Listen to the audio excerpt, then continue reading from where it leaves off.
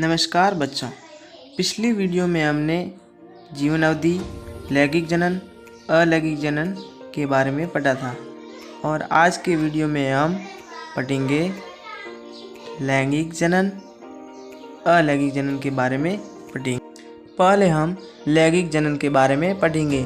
लैंगिक जनन को मुख्यतः 5 भागों में बांटा है। पहला विखंडन, समविभाजन, मुकुलन, बीजाणुओं द्वारा और कायिक प्रवर्धन 5 भागों में मुख्यतः बांटा गया है। पहले हम पढ़ेंगे विखंडन। इस विधि में कोशिका विभाजन की प्रक्रिया से 1 से 2 या अधिक जीव बनते हैं, यानी कि जनक कोशिका के विभाजन से 1 या अधिक जीव बनते हैं। इसके बाद में मुकुलन। पूर्ण विकसित जंतु के शरीर में से एक उबार से विकसित होते हैं, जिसे मुकुल कहते हैं।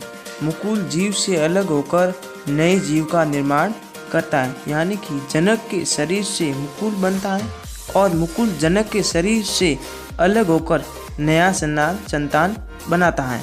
उदाहरण के लिए यीस्ट और हाइड्रा का उदाहरण। विखंडन को हम 2 भागों में विभाजित करते हैं, द्विविखंडन और बहुविखंडन। द्विविखंडन के उदाहरण हैं प्रोटिस्टा, बैक्टीरिया, क्लेमाइडोमोनास और बहुविखंडन के उदाहरण हैं प्लाज्मोडियम, मोनोसिस्टम और अमीबा। विखंडन का पहला भाग है द्विविखंडन। जब विखंडन की प्रक्रिया द्वारा एक जीव से 2 संतति उत्पन्न होती है, उसे द्विविखंडन कहते हैं। जैसे उदाहरण है अमीबा बीच में 2 केंद्र अलग होते हैं और फिर ये 2 जीव एक जैसे बनते हैं। उसके बाद में बहुविखंडन। जब विखंडन की प्रक्रिया द्वारा एक जीव से 2 से अधिक संतति उत्पन्न होती है, यानी कि एक जीव से 1 नहीं, 2 नहीं, अनेकों जीव उत्पन्न होते हैं, तो उसे बहुविखंडन कहते हैं। समविभाजन में एक जीव के टुकड़े होते हैं और फिर वह उन्हीं टुकड़ों से वैसे के वैसे जीव बनते हैं। इसका एक बहुत सरल उदाहरण है प्लेनेरिया के 3 टुकड़े होते हैं और फिर वही 3 टुकड़े 3 जीवों में परिवर्तन हो जाते हैं।